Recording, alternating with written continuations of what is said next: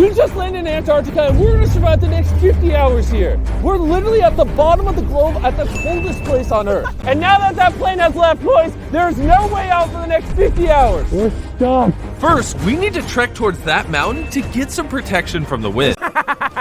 There's already a blizzard incoming. This is so bad. What are the odds that a blizzard would happen right when we get here? Bro, this is insane. We'll set up shelter at the bottom of that mountain. Woo!